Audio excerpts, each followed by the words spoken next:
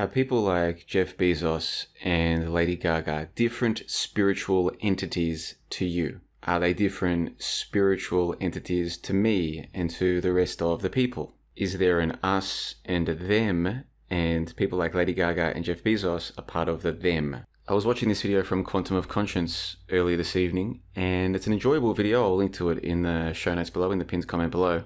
And it was a fun concept because what QOC did was he went through a bunch of questions and then he had these little paddles, and one paddle meant yes and one meant no. And he was testing his audience on their opinions on certain topics. Sure, I get it. One of the things he said, though, stood out to me, and I thought I need to get the opinions of the audience on the JLB YouTube channel, which is what we're doing right now. I want your opinion on this. This is just a short section of the video. Let's take a listen. The role of this, but we know for sure there are different types of spiritual entities here. And that leads to a further conversation about how many different types are there.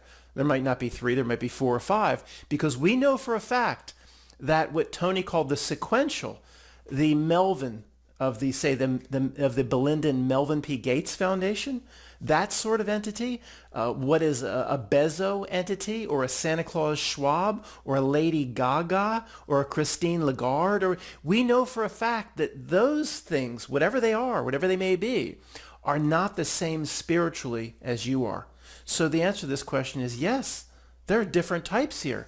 And as far as we're concerned, that's the best news of all time. That's one of QOC's catchphrases. This is the best news of all time. This is the greatest news of all time. Now, in this clip, he doesn't explain why Jeff Bezos and Lady Gaga and Christine Lagarde are different spiritual entities. He doesn't get into the details about that. And so I might have completely misunderstood him, but it seems as though what he's trying to say is that if somebody is rich or famous or powerful, then they're part of some other spiritual class. What the fuck are you talking about? With the implication being, even though he doesn't use this particular or specific term in this video, the implication is that they're part of some kind of demonic or satanic class. And we, as in QOC's viewers, we're part of the pure or the good or the holy class. Our spirits are pure. Whereas Lady Gaga and Jeff Bezos, they're part of some dark spiritual class. That seems to be the implication. I might have misunderstood him. No, I get it. I do get it. I've got more to say about this, but quickly, the most recent Late Night Truth Lounge is now available to stream or download through Spotify or however else you get these podcasts. You can also download or stream it directly from johnlebon.com, so I'll put a link to that in the pinned comment below. And if you like this idea of quizzing what you know and what you've learned from all the time that you've spent doing what QIC would call truth or research, then I think you'll like this episode because we have a 23 question quiz to test your knowledge. Ooh, that's interesting. And I would say if you get 15 or more of the 23 questions correct, you are at the elite level. A pass mark for this quiz is at about 10 out of 23. This was a difficult one, so go and put your knowledge to the test. But coming back to QOC and what he had to say, let's just listen to a little bit more of this section of the video. Now, we may have all come from the same exact place, the initial well source. That's not appropriate for a junior high test trying to get into high school. We'll leave that for another time.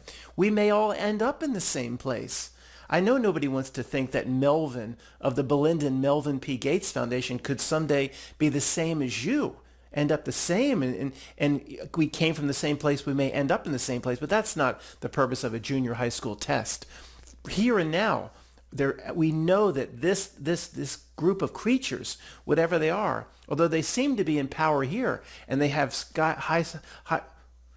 high-rise buildings, skyscrapers, magenta speedboats, and Bentleys. They seem to be in control and in power here. And for most of the metrics of this world, they are. And that's fine. You know, that's fine. They can be a big fish in a small pond. That's wonderful for them. I congratulate them on the enormity of their success here. But in terms of what really counts, spiritual growth, not so good. Not so good, Belinda and Melvin P. So he's talking about the Gates, obviously. And what he seems to be talking about here is some kind of what Nietzsche would call slave morality. As in, well, those people who are rich and famous and successful, they're missing out. They're not as lucky as us. Yeah, they've got all the influence and the power and all the benefits that come from it in this place, in the physical realm, but spiritually they're lacking. Either in this reality now, they're missing out on something that we have, or in the next place they're going to miss out. They don't get to go to heaven like we do, because we struggle and we don't have wealth or power or influence. We have to go to work to get our money, and we can't afford very many nice things. But don't you see, that's because we're the moral ones. We haven't sold our soul to the devil, the prince of darkness, the system, whatever you want to call it. And I think this can be a comforting way to see the world. Oh no, those people with all the good things here, they're actually, you wouldn't want to trade places with them. We're the lucky ones. We don't have wealth or fame or power or influence. We're the lucky ones because we still have morality. And if they're rich and successful, they obviously don't have morality because that's how the world works. This is what Nietzsche would refer to as slave morality. And I think that's kind of what QAC seems to be getting at here, unironically. So we come back to that question that I asked you earlier. What do you think about this idea? Do you think the Gates and Lady Gaga, they're different to you spiritually? Not in the sense of, oh, everybody is a different spirit. No, in the sense of there's two or more groups, distinct groups. They're in one group and you're in another. And the group that you're in is better spiritually. Do you believe that? Let me know in the comment section below. As I said earlier, in the pinned comment below, you'll find a link to the full video from QOC, which I do recommend you check out. He put forward 7 or 8 different questions, and he is, as usual, thought-provoking in what he's presenting, so I appreciate that.